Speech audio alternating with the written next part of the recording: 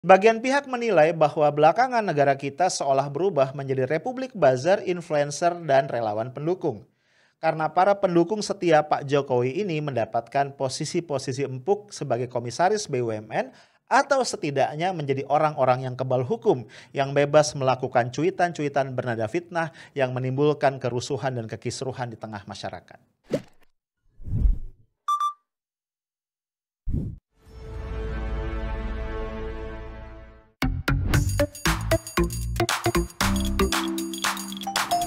Halo guys, ketemu lagi kita. Ini penghujung bulan Mei 2021. Gak kerasa besok kita udah masuk ke bulan yang baru. Ya, kita nongkrong di Highlight. Tempatnya lu semua rehat dulu dari seluruh kesibukan lu hari ini. Sambil ngumpulin tenaga lagi ya, ngecharge baterai supaya besok bisa semangat. Oke? Nah, seperti biasa kali ini podcast politik. Gue pengen ngajak lu ngomong tentang situasi politik kita, tentu aja dengan cara yang santuy, walaupun tetap seru ya. Kalau kita lihat, mungkin 5 atau 6 tahun terakhir, dunia politik kita nih, politik Indonesia ini gaduh banget ya, rame, seru ya.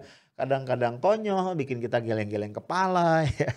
Tiap hari itu banyak banget yang terjadi. Ini gue ngerasa banget nih, kalau gue mau bikin konten ya, seringkali gue bingung bukan karena nggak ada bahan, tapi karena kebanyakan bahan ya. Jadi kadang-kadang gue bingung ya, ini yang mau gue soroti itu apa? Lu bayangin padahal seringkali gue bikin konten itu 2, 3 atau bahkan 4 konten ya dalam satu hari. Tapi kayak tetap aja nggak kekejar tuh ya sama gue dinamika politik kita yang begitu cepat. Nah, tentu saja yang bikin ramai dan gaduh adalah aktor-aktornya kan ya. Kalau kita lihat nih ada aktor baru nih ya dalam perpolitikan kita yang mungkin 5 atau 10 tahun lalu nggak ada ya.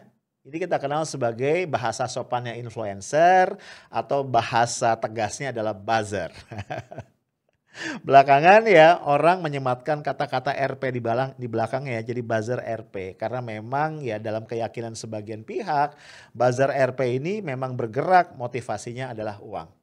Kalau gua nggak salah gua pernah baca satu berita ya, ini statement dari salah satu, pentolan buzzer RP, buzzernya pemerintah yaitu Denny Siregar.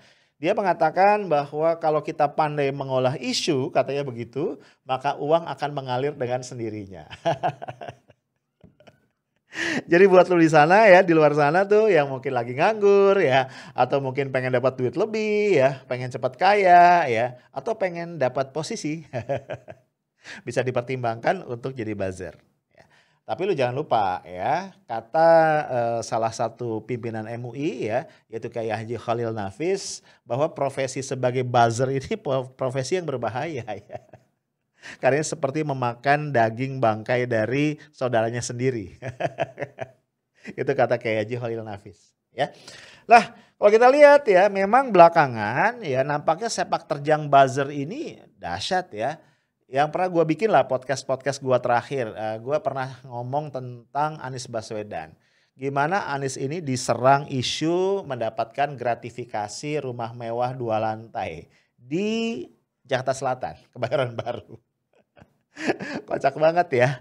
Kebetulan nih buzzernya mencuitkan isu ini kayaknya nggak riset ya. Ternyata foto yang dipakai ini adalah foto yang diambil dari situs jual beli rumah dan lokasinya ternyata juga di Jakarta Timur di Cipayung. Dan jelas ini adalah hoax ya. Kemudian juga baru-baru ini lebih baru lagi meledak lagi nih satu isu gara-gara ulah buzzer ya. 2 yang gua baca, pertama dari Guntur Romli ya, yang kedua kemudian yang rame banget adalah dari Eko Kuntadi. Intinya buzzer isu yang diangkat adalah menyangkut satu aktivitas yang digawangi oleh Ustadz Adi Hidayat yang berkaitan dengan penggalangan dana untuk membantu saudara-saudara kita di Palestina yang menjadi korban dari agresi militer Israel baru-baru ini ya, yang dimulai dari akhir bulan Ramadan sampai saat Idul Fitri dan walaupun sudah gencatan senjata tapi nampaknya belum sepenuhnya berakhir. Nah, lu tahu kan Ustadz Adi Hidayat ya memang cukup tenar ya, basis masanya cukup luas, pendukung-pendukungnya banyak sehingga dalam waktu yang sangat singkat ya, gua baca berita mungkin 6 hari ya, itu mampu mengumpulkan sekitar 30 miliar. Menurut gua dahsyat ya, luar biasa. Ya, ini untuk suatu kegiatan charity ya yang kemudian di-endorse atau didorong oleh individu menurut gua nih luar biasa, jauh di atas rata-rata. Nah, Mulai tuh ya para buzzer ini nyinyir ya, dimulai dari Guntur Romli yang nggak menyebut nama ya, dia cuma mengatakan dengar-dengar nih ada yang apa mengumpulkan dana 30 M tapi cuma disalurkan 14 M gitu ya, sisanya kemana? Gitu ya. Nah lalu disambut lagi nih ya Eko Kuntadi. Ya, ini tweetnya panjang ya, gua nggak bahas semua, tapi intinya ya sama. Dia mengatakan bahkan dia lipat dua tuh ya. Dia bilang nih terkumpul 60 M tapi cuma disalurkan lewat MUI sekian ya, 14,5 M atau 14 M kalau gua nggak salah. Jadi memang nggak eksplisit ya menuduh Ustadz Adi Hidayat melakukan penggelapan, tapi ya lu bisa lihat aja ya sama dia tuh dikontrasin ya, ada dua berita menyangkut jumlah yang dikumpulkan dan menyangkut jumlah yang kemudian disalurkan kepada atau lewat MUI. Lah bro, padahal sebenarnya gue cuma mikir aja ya. Ini kan kalau buzzer ini mikir dengan cerdas ya sebenarnya terlalu apa ya, kalau menyerang Ustadz Adi Hidayat dengan isu yang kayak gini terlalu kacangan menurut gua, terlalu remeh ya. Gak cerdas lah intinya ya, gak cerdas. Atau memang jangan-jangan kalau cerdas gak jadi buzzer ya.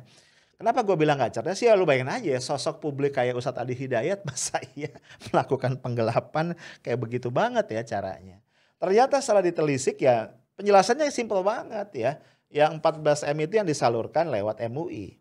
Ya, lu lihat nih fotonya. Kemudian juga Ustadz Adi Hidayat ternyata menyalurkan langsung via Duta Besar Palestina yang ada di Indonesia ya. Ini kalau nggak salah 14,5 M ya, kalau nggak salah. Nah, sisanya guys ya, itu sekitar 5 M itu disalurkan untuk perbaikan atau apa ya, renovasi lah gitu ya dari fasilitas pendidikan yang ada di Palestina. Jadi total 30 M semuanya sudah disalurkan. Dan Ustadz Adi Hidayat menegaskan bahwa dia tidak mengambil sedikit pun dari dana tersebut. Nah guys, yang menarik, yang pertama kali merespon di medsos itu justru bukan Ustadz Adi Hidayat. Ya, tapi seorang penulis yang juga pengusaha juga terkenal sebagai aktivis yaitu Fatpah Depi. Gue susah nyebut namanya ya, karena P semua. Ya ini terlibat terlibat perdebatan panjang sengit ya dengan Eko Kuntadi.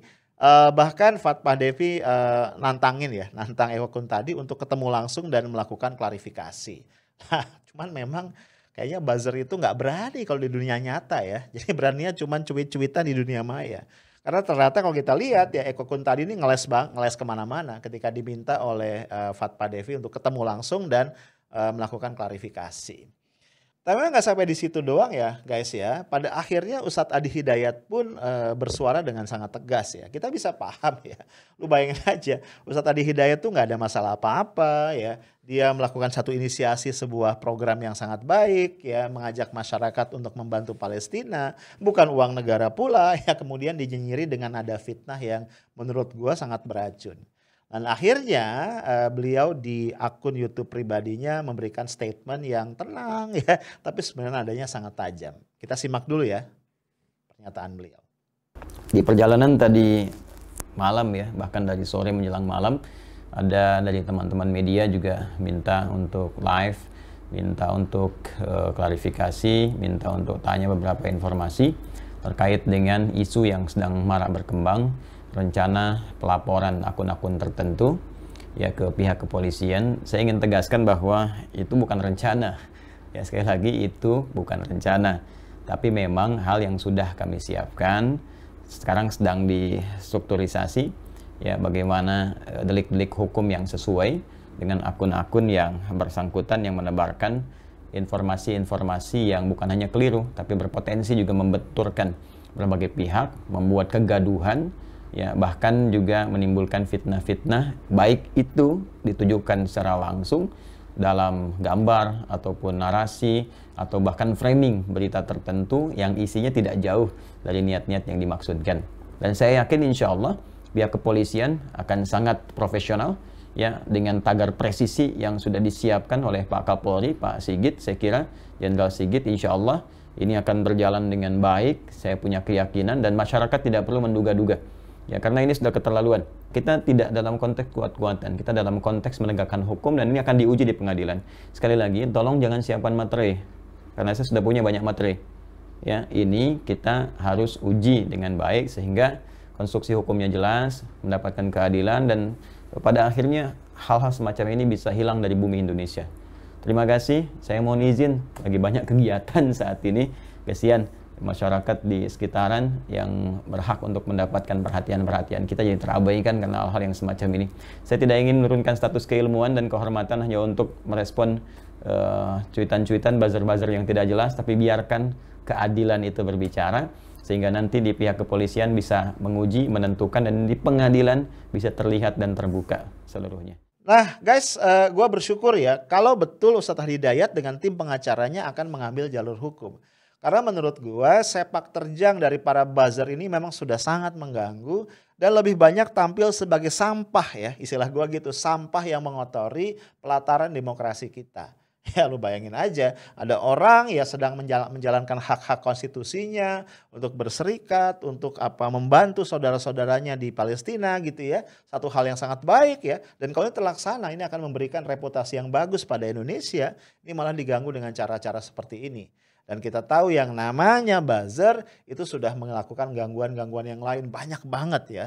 Ya contoh-contoh udah banyak banget deh lu lihat di media sosial. Jadi kalau Ustadz Hidayat sekali ini serius ya untuk membawa kasus ini ke ke ranah hukum, menurut gua bagus banget dan perlu kita support. Ya walaupun ya kita tetap harus melihat realita. Kalau kita flashback ke belakang, ada banyak sebenarnya laporan dari masyarakat yang merasa dirugikan oleh langkah-langkah para buzzer selama ini, sebagian besar mentok dan tidak diproses. Ya, tapi mudah-mudahan sekali ini ya akan tegak keadilan dan ceritanya akan lain. Nah guys, para influencer, para buzzer dan juga relawan pendukung Pak Jokowi ini bukan saja seolah-olah dalam beberapa kasus kebal hukum ya, tapi juga mendapatkan tanda kutip balas jasa yang luar biasa ya dari Pak Jokowi atas dukungan mereka terhadap Pak Jokowi ketika maju sebagai capres, baik di dalam periode pertama 2014 maupun periode yang kedua. Ya misalnya kalau lu lihat ada beberapa di antara mereka yang sudah mendapatkan jatah sebagai komisaris BUMN. Beberapa yang gue ingat misalnya Ulin Yusron, kemudian juga Kang Dede, gue pernah bikin ya podcast tentang Kang Dede. Kemudian juga ada banyak lah yang lain ya. Dan terakhir kemarin kita dengar kabar relawan Jokowi juga, gitaris grup band Slang yaitu Abdi Negara Nurdin yang kita kenal sebagai Abdi Slang juga mendapatkan durian runtuh. Diangkat menjadi salah satu komisaris independen dari salah satu BUMN terbaik di Indonesia yaitu PT Telkom Persero. Nah, ini ada satu nih komentar dari viewers yang gue pengen bahas nih, lo lihat ya. Gue pas baca ketawa-ketawa ya. Dia bilang di situ ya, si yang bersangkutan itu, gue lupa namanya ya. Dia bilang bagus dong bang ya, kalau orang-orang yang berjasa itu dapat balasan berupa jabatan. Gue bingung, kok dibilang bagus gitu ya. Kan gini ya, Indonesia ini kan republik ya, bukan kerajaan. Kalau kerajaan, Pak Jokowi jadi raja, ya nggak apa-apa.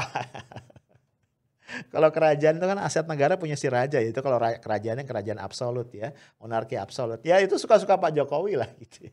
Tapi kan negara ini kan bukan punya Pak Jokowi. Negara ini bukan punya Pak Jokowi. BUMN juga bukan punya Pak Jokowi. Jadi kalau kemudian ada kesan BUMN itu ya, jabatan-jabatan berharga di BUMN digunakan sebagai alat untuk membayar atau membalas jasa dari pendukung Pak Jokowi, ini kan berubah jadinya ini di republik milik gua gitu. Dan menurut gua ini nggak bener ya, nggak bener. Jadi ketika ini si viewer ini siapa sih namanya bilang bagus, gue jadi heran ya. Terus ditambahin lagi ya, makanya jangan mendukung yang kalah, ntar sakit hati. Aduh.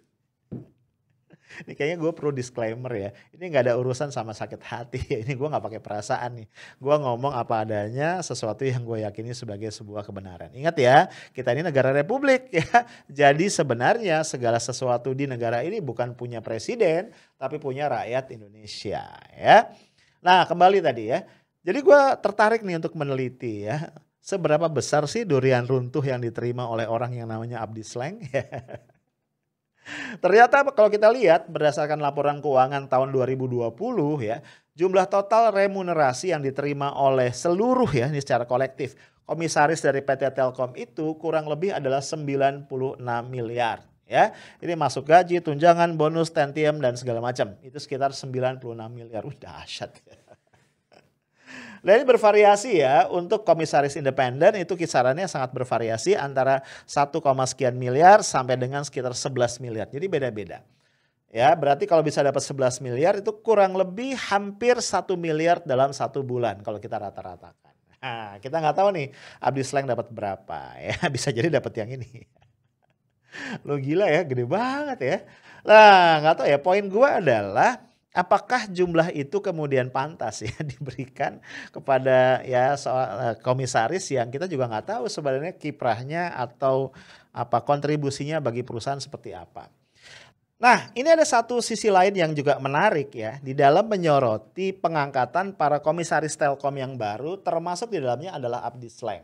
Ya, ini gua baca di FB-nya Agustinus Edi Kristanto ya. Mas Edi ini satu wartawan senior ya, jurnalis senior.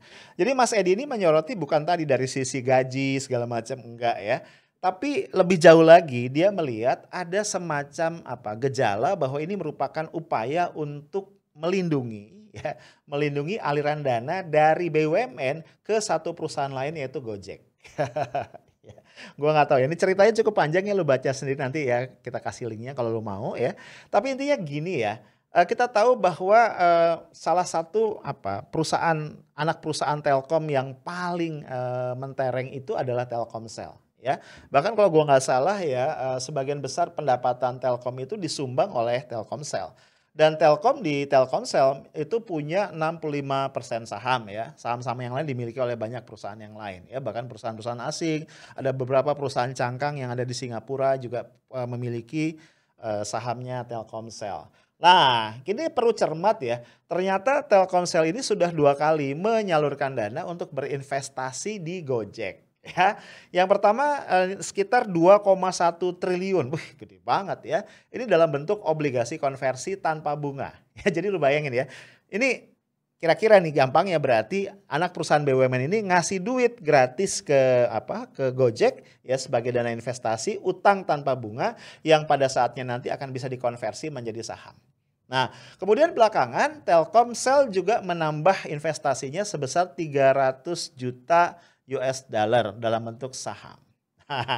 Ini kira-kira berarti 6,4 triliun ya.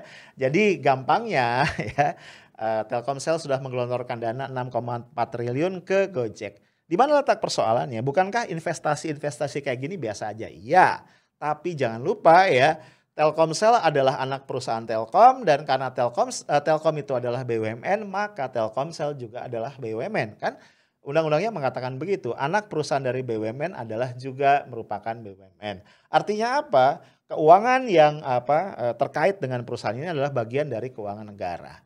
Nah, persoalannya adalah sampai saat ini Gojek masih merupakan satu perusahaan private. Jadi begitu dibenamkan dana tadi 6,4 triliun ya, negara itu nggak bisa masuk ke dalam nih ya untuk meneliti bagaimana ceritanya dana itu kemudian dikelola. Jadi kalau kita kembali ke logikanya Mas Edi tadi, Agustinus Edi Kristanto, bisa dipahami bahwa pengangkatan dari ya komisaris baru dari Telkom ini bisa jadi merupakan upaya untuk melindungi untuk dalam kurung menutupi aliran-aliran dana tani. Bisa jadi ya, who knows. Nah guys, apapun itu ya, satu hal yang kita perlu garis bawahi, kita perlu tegaskan ini bukan persoalan siapa dapat apa, apalagi direduksi menjadi persoalan ngiri karena nggak ada urusan dengan itu. Yang kita katakan adalah atau yang kita sayangkan adalah BUMN itu adalah aset besar milik negara yang mestinya mampu menjadi motor penggerak perekonomian. Ketika di situ ditempatkan orang-orang yang tidak kompeten ya, apalagi dengan pertimbangan-pertimbangan yang tidak untuk kepentingan rakyat, tentu ini yang kita sesalkan. Dan kemudian lu lihat ya, dampaknya memang jadi jauh ya. Ya publik jadi skeptis ya, beberapa netizen jadi jahil. Misalnya gue lihat beredar ya di beberapa grup pertemanan ya, ada netizen yang iseng banget mengusulkan kenapa nggak Inul Daratista katanya itu diangkat aja tuh jadi komisaris Pertamina. Gue coba mencari ya logiknya apa ya, ternyata Inul itu kan terkenal karena goyang ngebor. Jadi supaya Pertamina bisa ngebor minyak lebih banyak. Sadis ya, sadis memang netizen. Nah itu dia ya, ketika orang ngelihat pola nih kayaknya buzzer, influencer, para pendukung ya kok dapat kursi-kursi empuk, akhirnya orang jadi tambah sinis. Ini gua baca di suara.com ya, ini ada lagi orang nggak tahu siapa. Usul supaya tadi Inul dan juga siapa Nikita Mirzani katanya diangkat jadi menteri sekalian ya, karena mereka dipandang cukup pemberani. Kebayang aja ya, akhirnya ya pos-pos menteri, komisaris BUMN segala macam diisi dengan orang-orang tadi. Republik kita akan tambah kocak dan seru. Ya, guys, itu aja dari gua. Stay tough, smart and professional. Assalamualaikum warahmatullahi wabarakatuh.